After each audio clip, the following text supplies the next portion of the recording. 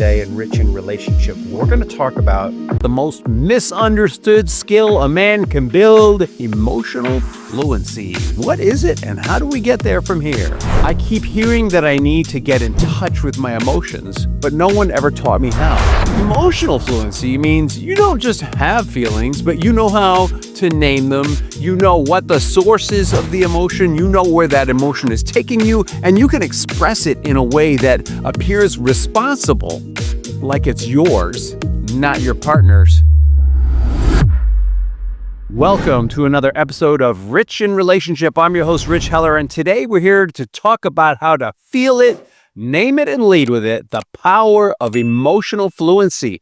And if you're new to this podcast, emotional fluency is the label that we've been putting on what does it mean if you're a guy who wants to connect with his wife. How do you do it? What's the tool? Emotional fluency. You fool? I'm telling you. And we're going to do this episode a little different. I've got some listener questions I'm going to read. That's going to guide us through this journey. So here is the first letter. Are you ready? I keep hearing that I need to get in touch with my emotions, but no one ever taught me how. Where do I even start? Says Jason, who's 44 years old. Well, we've talked a lot in this podcast about how most of us were never really taught how to build emotional fluency. And emotional fluency, let's talk about what's the concept of fluency first. All right, fluency means you don't just have a word for it. It means you can talk about that word inside, outside, upside down, and right side up. Emotional fluency means you don't just have feelings, but you know how to name them. You know what the source is of the emotion. You know where that emotion is taking you, and you can express it in a way that appears responsible, like it's yours, not your partner's, to your partner, right? Very often as men, we tend to go to blame, right? And I feel badly speaking for all of masculinity in this way, and it's true really of human beings, right? If you look at the wider culture, it's very rare that we hear someone say the buck stops here. There's a problem at the airport and a president says, oh, it wasn't me, it was those past presidents who did it. There's a problem with international affairs. Oh, it wasn't me, it was the ambassador, or it's those guys over there. Well, that happens in marriage all the time. The truth is that as men, and women do this too, we have a tendency to say, when you do X, Y, and Z, it makes me so mad. And truthfully, as guys, mostly the feeling we like to talk about is mad. We might talk about happy after we've gotten some. Let's be honest. Really, let's be honest. How often do we talk about happy, and what does happy mean? What are the feelings that lead to happy? How often do we see our partners in pain and go, you know what? I know what that feels like. Very often when we see our partners in pain, what we say is, who did this to you? I'm going to go get them. That's not a bad response. I'm just saying sometimes what they need from us first is, I know what that feels like. And so this episode is all about how do we get to that place where not only do we recognize our emotion, but we have a word for it and we know how to explain it to our partners so that they can have the opportunity to connect with us. Why is this so important? If you haven't figured it out, women feel that they need their feelings felt before they'll do anything else. Guys feel that they need to take an action before they can really talk about their feeling. We'll almost go at things differently. In fact, very often the complaint that I get from a lot of couples is the woman will say, nobody hears me. I don't feel heard. I don't feel listened to. And the guy will say, I don't feel understood. I don't feel respected. And it's because as men, I'm talking broad generalities here. Not all of you may be like this, but most men, they're about getting the job done. They're about getting to the goal. They're about fixing the problem. Most women want to explore before they act. Now, one is not better than the other. In fact, one without the other is kind of like having one leg instead of two. The reason why men mostly marry women and women mostly marry men, I'm not saying there aren't exceptions, is because we need that other leg.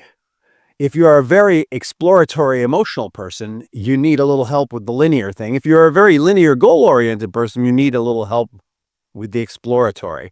And I'm here to tell you that because it's been a male-operated society for thousands of years, we have some catching up to do because they know how to be linear. They've been dealing with our stuff for thousands of years. We now need to up our game. So here's what another listener asks. Darren, who's 40 years old, he says, half the time, I don't even realize I'm upset until I blow up or shut down. Is there a way to catch it earlier? Well, Darren, Brene Brown did studies on shame. And what she came up with was that for men, when they have shame means I feel like there's something wrong with me. I do these things because there's something wrong with me, or I act this way because there's something wrong with me, or I feel this way because there's something wrong with me. When men experience shame, they either blow up or shut down. And so the first thing is to identify what's the shame? What is driving me to feel I have to keep my emotions locked down? Or what is driving me to explode volcanically? Why isn't there some middle ground here? First, you need to identify what's driving that. Once you identify what's driving that, you need to get that both of those reactions are very extreme expressions of emotion. So if something happens and you go from 0 to 60 emotionally instead of 0 to 10, which is what the situation calls, you're having inappropriate or unwarranted emotion. And what that means is there's some old emotion, might be shame, might be some old anger, might be some old hurt coming up. But the only way that you're going to get there is to start to know you're having it. So before you blow up, I guarantee you there's some things that happen. You don't think about it. What you think unconsciously, what you're thinking is like, I keep this locked down because if I blow up, I might kill someone. Unconsciously, that's kind of what's going on. Consciously, you're just frozen. And when you're frozen, you're going to notice that you may notice physical symptoms of the emotion. So the starting point for identifying a feeling, if you're feeling very disconnected from your emotions, is what are you feeling in your body? Is your neck super tight? Is your chest tight? Are you clenching your jaw? Is there tension in your stomach? Right? So the first thing is to just do a body scan. And most of your emotions are going to be held somewhere not in your arms and legs, everywhere else. Notice where you're holding tension. And if you're still not sure what the tension is about, ask yourself, literally ask yourself, I would say put your hands on the area. Let's say you're feeling tension in the back of your neck. Put your hands on the back of your neck and go, what is this feeling? Oh, wow. This feels like it might be, I got some jaw clenching going. I might be angry. What could I be angry about? But the first thing is just to label it. So, or you might feel pain in something in your stomach and put your hands on your stomach. You can't see it if you're watching the video because you haven't got the lower part of my head. My hands are on my stomach and just say, what is this feeling in my stomach? This emptiness. I feel so alone, or I feel so sad, or I feel so hurt. Right. And you don't have to, or you could just say, I feel so alone. I feel so sad. I feel hurt. It doesn't have to be with emotion, but just notice it and label it. Right. That's the first part. Is notice in your body and then try and put a name to it. Now on the topic of naming, we've got another listener here, Brian, who's 51 from Michigan, says, I've got maybe 3 emotions I can name. Angry, tired, and fine. This is really funny. Those are my favorite 3 emotions too, Brian. I'm either angry, tired, or fine. And mostly I'm fine. How's work today? Fine. How are you feeling? I'm tired. My mom and I had this conversation for years. She said, how you doing? I say, at the end of the day, I said, I'm tired. She said, you're always tired. What's up with that? So Brian asks, where do I find the words for the rest? You might want to look at what led to tired. Tired is usually either you're doing a job that's physically exhausting, which many of us are not, or you've had a day that leads you to feel tired. You may still feel some energy in your body, though. You could be tired and have trouble going to sleep. That's a sure sign that there might be some other emotions there. And if the only feelings you have are angry, tired, and fine is not really an emotion. Fine is a label that we use to push other people off. Tired is a way of saying to people, you know what, I'm tired. I just don't want to talk about it. Fine and tired are push people away. Angry is very clear, and guys tend to be comfortable with angry because angry feels empowering. But there are these other feelings. So there are four basic food groups in emotion. There's mad, which we just talked about, angry, sad, glad, and afraid. And if you're tired, you maybe have some sad going on, or maybe you are frustrated for so long that you're emotionally exhausted. Maybe you have some fear going on. We do not like to own that we have fear as guys. And I'm here to tell you that it is okay. So just like we talked about, when you're locating these emotions in your body, you want to get used to putting labels on them, and notice your reaction to those labels. Wow, you know what? When my boss was talking about how business hasn't been good, I may have gotten a little scared there. I may have wondered if my job was on the line. That's fair. That's okay. Now, it's not unusual for me to hear guys say, when I hear my boss talk about that there were some bad business this month, and I'm thinking I might have to look for a new job. They skip the part that leads to, I think I might have to. The part that leads to I might have to is I'm afraid. Before you go to an action, I want you to just identify the emotion, right? The tendency is we tend to skip over the emotion and go to the action. What I'm asking you to do is to start adding a step. What's the emotion leading to the action? And I want you to do this every day. Now, once you start naming those emotions, you can start actually working on making sentences with them. Is this reminding you of something? It's kind of like, first you learn the alphabet, right? The alphabet is, there's a tension in my body. Where am I feeling it?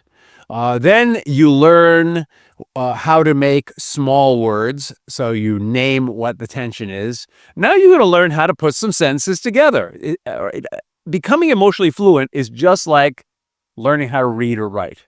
So Elias, who's 39, says, even when I kind of know what I'm feeling, I'm not sure how to say it without sounding weak or awkward. Wow, Elias, first of all, I just want to acknowledge that took a lot of guts to admit, even though nobody on the show knows which Elias, the 39 years old, there is out there. The chances are none of your friends heard this. It still takes a lot just to admit it. Thank you for writing that into me and for giving me this to work with. I just want to acknowledge and validate that you took that risk. Now, let's talk about the weak and the awkward part. John Wick, he's only weak and awkward when he's been shot. Who was I just watching? The Accountant? The Accountant is often awkward just because he doesn't have a lot of emotions, and when they come up, it's uncomfortable for him. Let's face it, the image that we're given as men in our culture is we're not really supposed to have emotional language. We're not really supposed to talk about our feelings.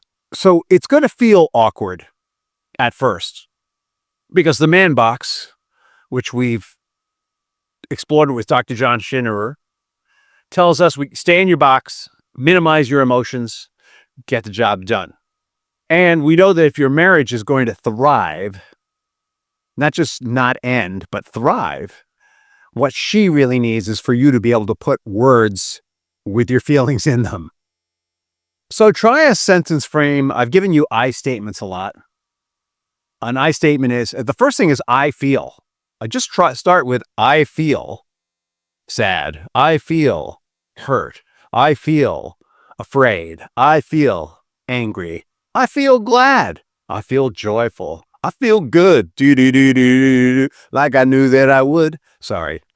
But I feel nice, like sugar and spice. Those are not emotions. Start with I feel and put real feelings in there. I want to be really clear. I feel like you're not really listening to me is not a feeling. That's using the word I feel in a sentence. Unless there's an actual feeling in there, you're not expressing a feeling. So I feel mad, sad, glad, or afraid is what I'm talking about. Then try, after you've done that a few times, try, I feel hurt, boss. I feel scared. Boss, I feel scared when you tell us business has been bad, boss. Maybe you don't want to go to your boss and say that. I feel scared when you say you want to go out for a night with the girls again, and you just went out the last 3 nights. And then try expanding that. I feel when, because I feel scared when you're going out with the girls again after going out with the girls for 3 nights, because it seems like you never really want to be here with me. Well, that's almost blamey. Let's try that again. I feel scared when you go out with the girls 3 nights in a row, because I really need to spend time with you and I miss you. That's about me, less about her. So that's really ultimately where you want to go is I feel when, because, and really important, because be about you, not her. And the tendency is to make it about her, because what we want to say is, Ethel, you've been out with the girls 3 nights in a row. Who are you seeing? I know you're cheating on me. You're making me very angry and maybe even a little anxious. That's what we want to say. But she won't hear that. So I feel a little angry and a little anxious when you go out with the girls 3 nights in a row, because I love you and I miss you and I'm scared. Something like that. If you can't do that with her, try doing it in the mirror with yourself. Try journaling. Try writing it. And it might be that you try it with her and you don't quite get it right. Here, Carlos, 47, makes the point I made earlier. He said, I feel like she doesn't respect me. And she said, I wasn't expressing a feeling. What am I missing? Well, Carlos, what you needed to say was, I feel disrespected. Is disrespected a feeling? Disrespected. Is that an emotion? If that were mad, sad, glad, or afraid, it would probably be hurt. I feel hurt when you go out with the girls 3 nights in a row, because it seems like it seems like my needs are not being respected. That might be a way to put it. Right? So I feel like she doesn't respect me. It's not a real feeling. It's close, but it's not quite there. So you want to think it through. What is the feeling? And break it down to, I feel like, when, because. I got one last question. Marcus writes and he says, so in real life, how do I build this into my day without making it weird? And truthfully, in a culture where men don't talk about their feelings much, you want to be careful about that, right? Remember I started to talk about the thing you could say to your boss?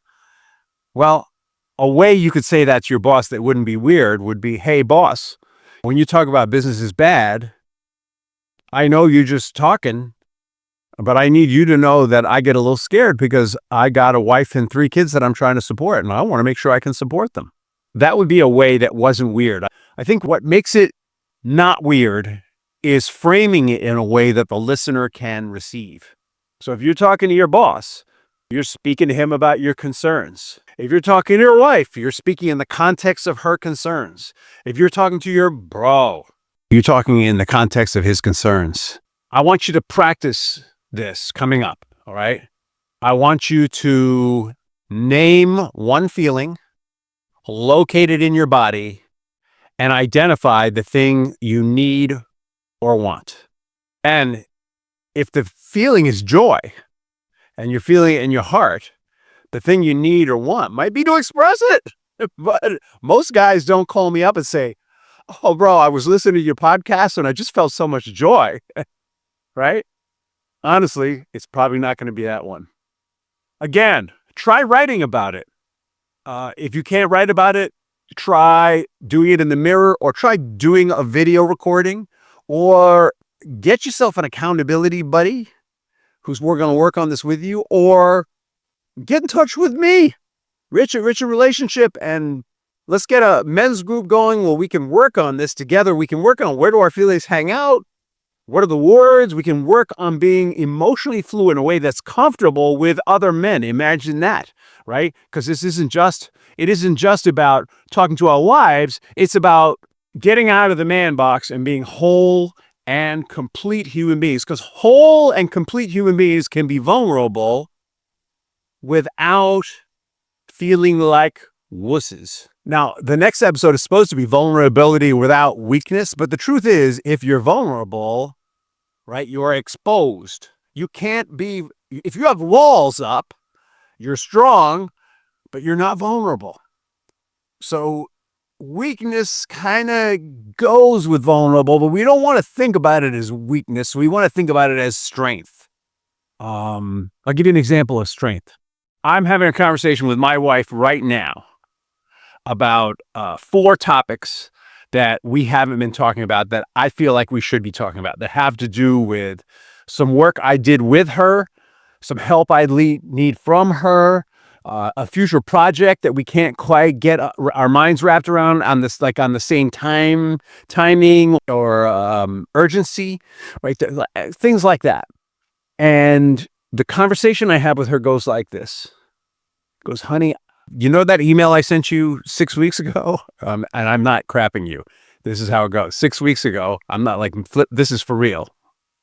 And you remember how I reminded you over the last couple of weeks about it, and we still haven't talked about it. And, you know, where she tests it, tests me. Where am I coming from? She says, oh, well, I feel like you're criticizing me with that email. Oh, okay, I get it. And I feel like we really need to talk about that stuff. And I'm doing my best to make this safe for you, because I feel like if our relationship is going to keep growing, if we're going to keep being closer, if we're going to take it to the next level, we really need to be on the same page. And she says, well, what if we fight? And I say, you know, we might fight. It's possible. But I'm not in this to fight, right? I really want to, I know we have different opinions about this, and I think something new and different can come out of this. And I want you to know I'm not going anywhere. I'm waiting for you to, I don't know what to do, how to be so that you feel safe enough to talk about this. And I think I literally said that, what I just said to you. I literally said, I don't know what to do, how to be. Like I corrected myself. As a guy, I want to do it. I want to do it. I want to do it. As a woman, she wants me to be vulnerable. And I said, look, she said, all right, we can talk about it. And I said, take a week and let me know when and where you want to start this conversation. And we'll start having it like a little bit at a time. That's vulnerability without weakness. Now, there's the chance that she's going to slap me right in the face and never talk about it, right? That's possible. That's the vulnerability part, right? The vulnerability is we bare our hearts. We say what we want. The strength is, I'm here. I love you. I got you. I'm going to keep making it safe until you're ready. That's the strength. The strength is, I want us to go to new heights together. I want our partnership to be tighter than ever. And that's why I want to talk about this. I don't need to beat you down. I don't need to criticize you. I don't need to blame you for this. What I need is for the two of us to create something new together. Can you feel that? I feel it as I say it. Can you feel that? She can too. That is, my friends, is what we're talking about here. And I will add that in that conversation, I'm just noting, I didn't use a lot of emotion, and maybe I need to. Maybe what I need to be saying is, I'm going to self-educate at the end of this show. Hey, I sent you that email 6 weeks ago, and I'm a little hurt and a little sad that we haven't talked about it yet. Maybe I need to do that. When I send you, I feel a little hurt and sad that when I send you an email of things I want to talk about, you don't respond, because honestly, it feels a lot like when I was a kid and I used to go to my mom and dad with stuff and they never had time for me. Maybe I need to lay it out like that, right?